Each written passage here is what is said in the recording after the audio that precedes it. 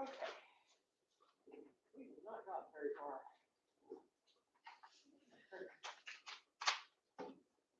But, John, would you pull the door shut?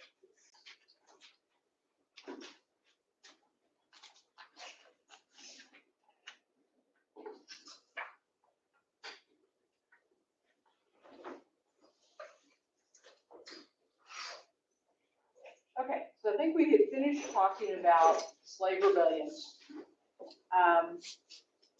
And how, despite how tempting it might be, the fear and just the sheer brutality of the reprisals was enough, mostly, to keep the slave rebellions down. But the few that did happen were enough to create that ongoing fear in the minds of whites that slaves would rebel. Still, like I said, most of the rebellions were small acts, break a tool, steal a little extra food.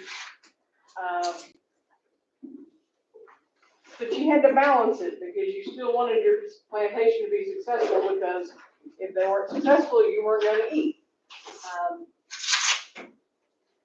And through all of this, the slaves formed communities. When you get people together, that's what they tend to do.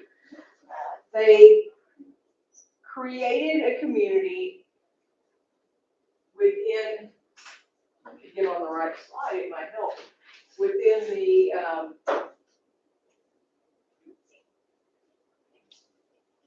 plantations that they were on, within the areas that they were at. Religion played a part in this.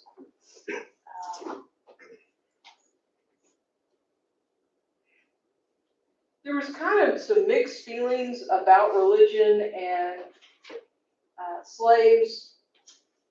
The Baptists and the Methodists had welcomed them into their organized religion. They, obviously, the Africans brought with them their version of religion, which was more spiritual, had some elements that were similar to what the Native Americans had, the Indians, but there were also elements that were representative of Christianity, and it ends up being a mix of Christianity and African religion. They had churches, some were actual churches, some were meeting places that they could find nearby the plantations, where they would meet other slaves from other plantations, could be up there. Slave owners had a mixed reaction to religion. It's complicated, but it would have been difficult to worship with someone that you had as a slave. That's just a little more hypocritical than most people could take. And so they were segregated. But some white owners felt that religion was good, that it created an obedience and a conscience in the slave that would not have been there otherwise. Others felt that it was not quite so good because of the hypocritical factor. If you're all going to say you follow Christ, but you're holding this person in slavery, there's some issues. They did. The spirituals come out of this. Singing was a way to, ease your burden. It also was a way to pass messages. It was a way to shore up friends and family. So you have these communities, you have religion, and we're kind of working our way down. And then you have families. Slave families were very similar in makeup to white families. Husband, wife, children. Childhood was short. Around 5 or 6, you would start working, doing small tasks, running errands, picking up, you can carry small amounts of things. A 5-year-old can do a whole lot more than you initially think that they can. But in some ways that wasn't much different from a lot of the white families. If you were a yeoman farmer, your 5-year-old son is going to help. He may just be carrying kindling into the house, but he's going to help. He may be hauling a bucket of water, but he's going to help. But obviously the work that these slave children were getting was much harsher. It's also not that much, poor Irish immigrants in the north that are working in factories. 5-year-olds would get to that's one of the issues that the labor unions had, was child labor. A 5-year-old is big enough to take out trash, to carry the lint. And they're small enough to get into those little places that the big people can't, to clean things up. Or like down in the mines, where our chimney sweeps, small children were used as chimney sweeps because they're tiny. You can shove them down in a chimney. But slave families, marriage was outlawed in many parts of the South, but most slave owners allowed it. It might not have been a legal marriage under the eyes of the state, but they would let them get married in the eyes of God. And it serves a purpose. Not only do you have happier slaves, because people, at least men, they've had a lot of new studies lately. Men are happier married than women are. But you do get a happiness being part of a family. There's also the control factor. If you're married and you have children, you're not as likely to leave. A single male or a single female with no ties has less reason to hang around than a married man with 3 children and a wife. Even as a slave, you have ties, and those ties could be used against you. The southern frontier has also changed during this time period. Okay, so the southern frontier, what I'm talking about is what is now called the Old Southwest. We would never consider this the frontier. But in 1820, this was the frontier. Alabama, Mississippi, Arkansas, Louisiana, and Texas. Those were your frontier states. Those were your newer states. They were largely unsettled in the 1820s, and people were moving there because it was untouched areas. The soil exhaustion that they were seeing in the Old South was not an issue yet in these areas. Particularly Mississippi had really good black dirt. They have Mississippi and Alabama were really nice areas to plant in. It was also an outlet for the sons of planters who were not going to be inheriting the big plantations. You know, as the South had sort of modeled itself on the Cavalier England, you know, we talked about that with the knights and all of that and the system of honor. One of the things that a lot of Southerners brought with them, one of the ideas, was that idea of primogeniture that we talked about a long time ago, that the firstborn inherits everything. And while in the United States, there was a lot more land to divvy up, it's still going to cut into your estate if you have to split it between your 6 sons. So son number 1 inherits everything, sons 5 through 6, or 2 through 6, go off and find something else. And this frontier area allowed these self-made men to move west, get their own plantations, start their own lives. And like many frontier areas, like colonial America when we first start, it starts out as a heavily male society. It's harsh. It has not been, there's not a lot of amenities early on. And it is a very male-centric society, at least in the beginning.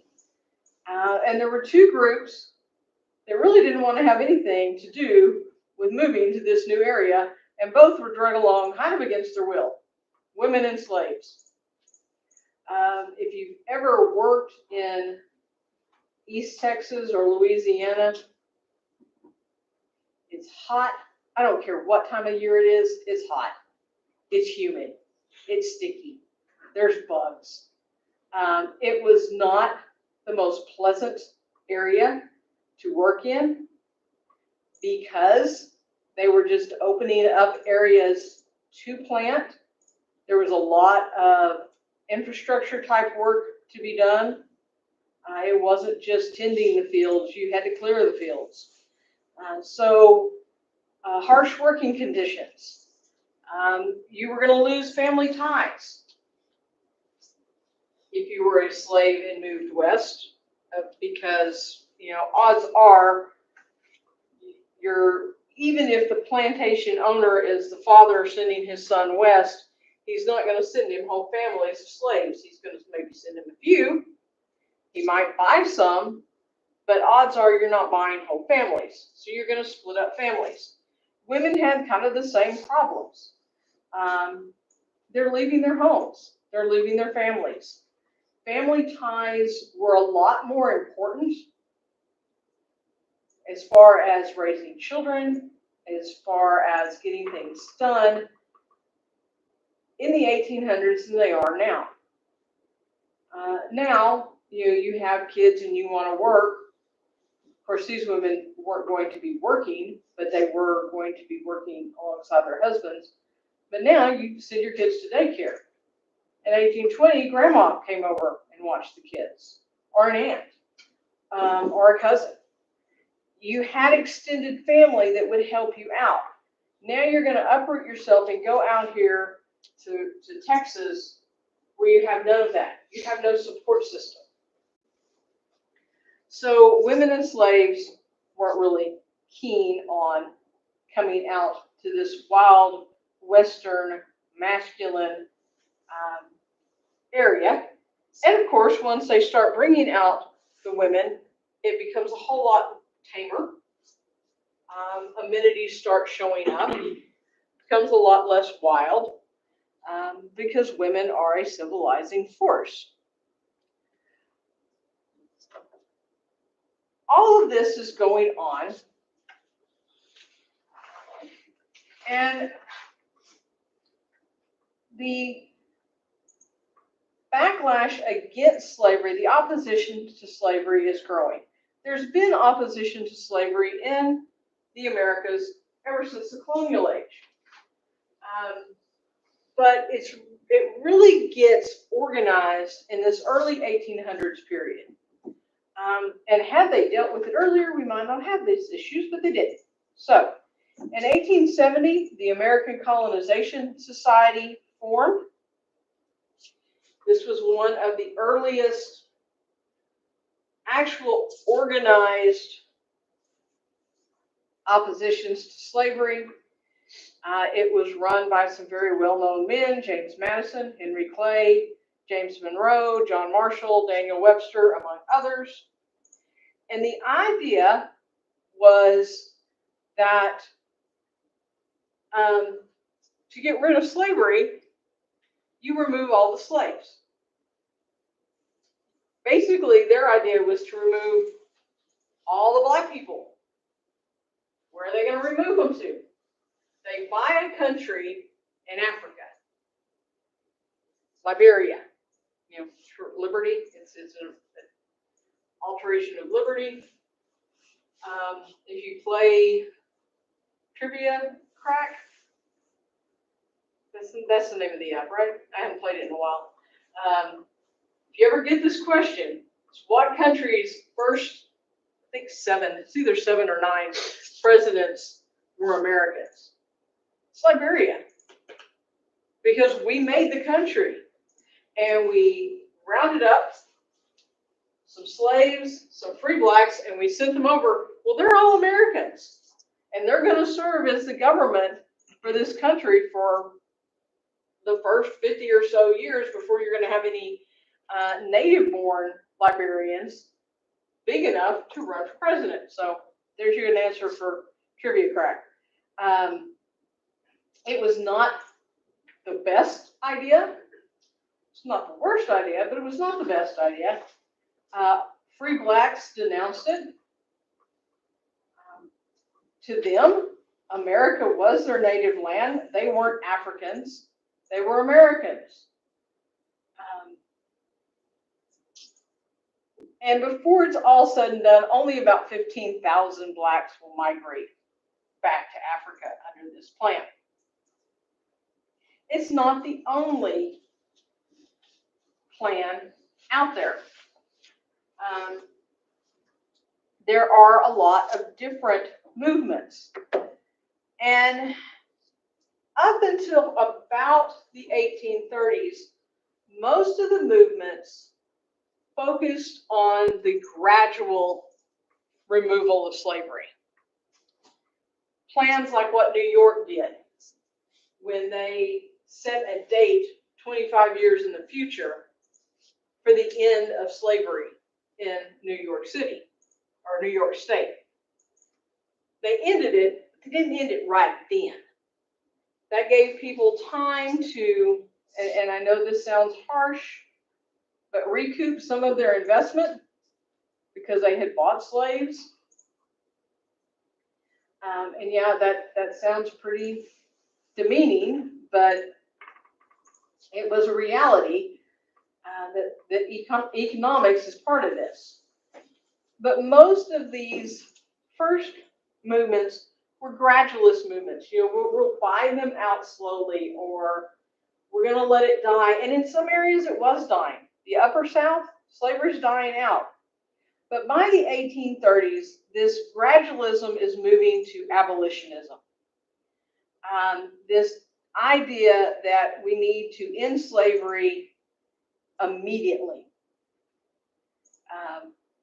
And one of the big players in this is a man named William Lloyd Garrison. He's a Bostonian, and in 1831, he starts an abolitionist newspaper called The Liberator. It would have articles about abolition. It would have articles about slaves who had escaped, different plans. Totally pissed off the slave owners because while it was printed in Boston, you know, mail service does take things around. People were hearing about it in the South. He also set up the New England Anti-Slavery Society. which would try to promote anti-slavery laws, try to get legislation through the House, even though at this point the House is just tabling anything that comes in.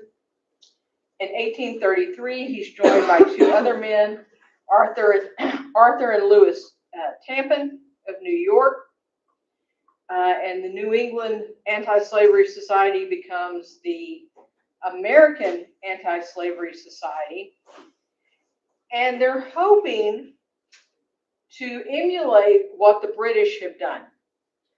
The British anti-slavery groups have introduced bills in Britain to end slavery immediately by compensating the slaveholders in the British Empire.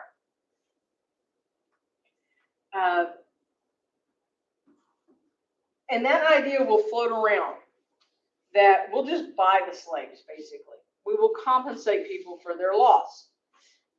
But that doesn't, none of these plans had an after. You know, after you free all these slaves, what do you do with them? Where do they go? How do they find jobs?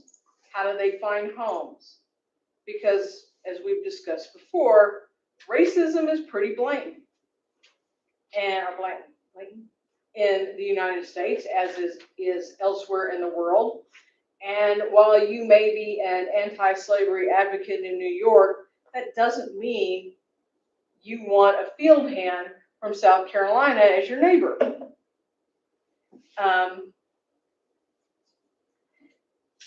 So there's that issue. And there's also a split in the movement. The Garrisonians embraced all reform movements. He wanted abolition. He supported temperance movements. He was a pacifist. He supported women's rights. Lewis and Arthur were not so into that. They were not supporters of women's rights. They wanted to free the blacks. That was their game. And so the women's rights movements in the 1840s is going to split off from this, in part because men like Arthur and Lewis Tampan didn't support them, but also because they had been very active. Women had been very active in the anti-slavery movements, but they weren't getting anywhere on their own. They weren't getting any support of their own. And there was enough pushback from men like Tampan and others that they decided that before they could free anybody else, they needed to free themselves. And they are supported. And we've talked about this. We talked about it a little bit earlier. The women's rights movement. Garrison is one of the ones who goes to Seneca Falls and will actually sign the declaration they made. The other group that was not always welcome in the anti-slavery organizations were the blacks themselves. I mean, some groups like Garrison, I got a hard time with names or words today, felt that they were the best people to tell their stories. And he invited men like Frederick Douglass, who's probably best known. But then there was William Wells Brown, Henry Bibb. There are other men who escaped slavery who could tell the story. And the way Garrison saw it, there's no better witness than someone who has been a slave himself to testify to why we need to stop this. But not everybody saw it that way, and a lot of blacks were blocked from helping in these moves. And we're talking mostly free blacks in northern states, were blocked from helping in this movement.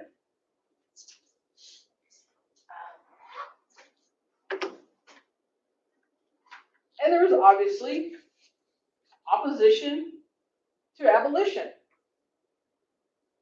Slave owners didn't want to lose their slaves. Racism is a national problem. The slave trade was going on in our capital city in the 1830s. They had a big slave market in downtown DC. They weren't ready to end that. It was a money-making endeavor. And Congress wouldn't address the issue. They basically, from 1836 to 1844, just tabled. If a bill came before the House, they would simply table it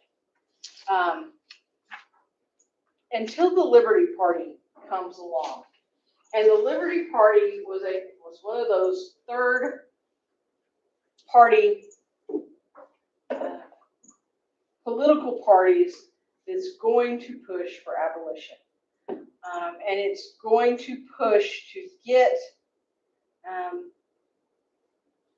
this brought before the government.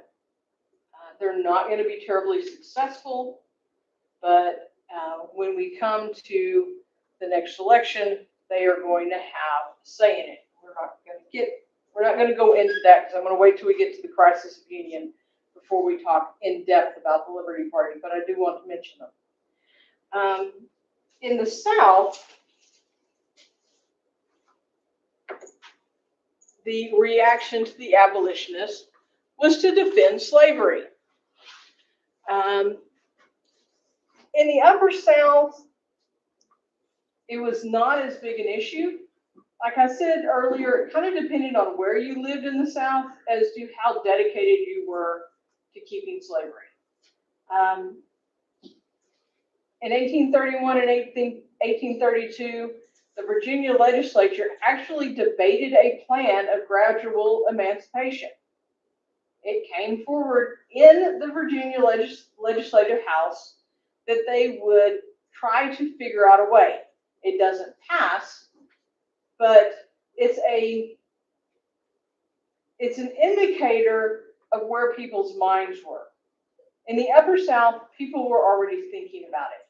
Okay, maybe it's time. Maybe we get rid of slavery.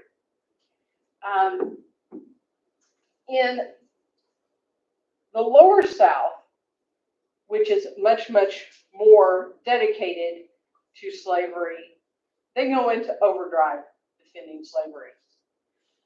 John Calhoun in 1837 presents this argument that slavery is actually good. That slavery is much preferred to what he called the wage slavery of the North. And while it's not the best argument in the world, it does have some merit. His argument was that slaves in the South were treated better than workers in the northern factory cities were. That slaves in the South were given food, were given shelter, were given clothing, that they didn't work any longer or harder than the people in the North, and they did so in better conditions. And where his argument has some merit is that wage slavery sort of existed in the North. If you worked in a factory town, you were pretty much indebted to the factory. And so, so one of the first factory towns, which is really odd, was Hershey, Pennsylvania. Yes, the chocolate maker. A factory town was a town that was owned by the company that had the factory. So Hershey owns the factory. You're making chocolates. You're going to live in a house that you rent. It's not given to you. Slaves' houses were given to them. You're going to rent this house from the Hershey Corporation. You're going to buy your groceries at the store in the town that's owned by Hershey. The store is also owned by Hershey. And you're going to pay whatever prices he decides to put on his loaf of bread or his pound of butter or whatever it is that you want to buy. Many times they would offer credit to employees. Credit just means you're indebted. You know, I may charge that loaf of bread, but I'm going to pay for it, and I'm going to pay for it again. And that's what Calhoun was comparing to. People would get so indebted through their purchases and through their rent that it didn't matter how long you worked for the company, you were never going to make enough money to get away. You were just going to, it was just going to be an ongoing condition. And that's the basis of Calhoun's argument. Churches. We mentioned this earlier. Churches are now starting to preach from the pulpit in defense of slavery. And there are a lot of references in the Bible to slavery that are very conducive to that use. It's also touted as a social necessity, which goes back to the idea of what would they do if they weren't slaves? This creates a place for African Americans in society, and it keeps our society growing. And the South had built their society based on slavery. I'm sure in 1840, it would have been very hard for the average person to look around and imagine that the South could be anything other than what it was. There was also the idea that was promoted, it's a false idea, but it was promoted that blacks couldn't work under freedom, that they were lazy, that they would be a danger to themselves, that they wouldn't work unless they were properly motivated. Well, honestly, nobody works unless you're properly motivated. It's just some people have a different motivation than others. And not very many people have to be motivated by a whip to get them working. But this was one of the arguments. And like I said, it is a false argument. There's plenty of industrious, and there were plenty of industrious free blacks at the time to prove this argument wrong, but nobody wants to see their argument proven wrong. And then I've already talked about wage slavery. So the South is committed, and they're committed to keeping this system as long as they possibly can, at least in the Deep South. Now, Upper South, the commitment's not quite as deep-seated. There's some room for discussion. And elsewhere in the country, I mean, slavery's dying off. The question is, do we let it expand into the territories? And what do we do with the South? And it's split. There are people in the North that don't want abolition, particularly ethnic groups. If you were an Irish working man, you didn't want the blacks in the South freed, because what are they going to do?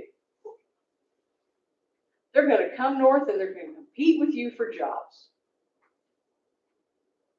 There's a lot of reasons people would take for one side or the other. But you need to kind of get a picture of what the Old South looked like. Now, that's the end of this. We will leave it here in just a second.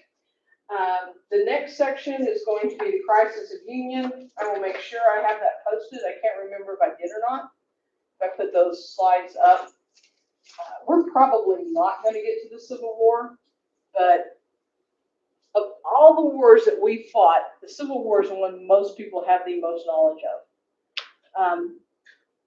But they don't have a lot of knowledge as to why we fought it to begin with. So we're going to focus on that over the next 2 or 3 I think we have 3 class periods left. So y'all have an enjoyable Thanksgiving, because I won't see you before then. And when we come back, we will get into the why we fought the Civil War mode. Your homework assignment? Yeah. Okay, I saw the email, I don't know if I opened yours or not. Well, I didn't have something in there. I didn't realize, that it was, well, pretty close to 4:12, I thought it was 4:12, so I was gonna do it that night. I was sure it was good. 11 to 1:30 on the 5th. Get it to me today. Just about after that. Just to make sure I do it. And I also attached in my email, the, Oregon Trail screenshot. Okay, I was just Alright. making sure that was the right email. yeah, I'm pretty sure I saw yours, hang on a minute.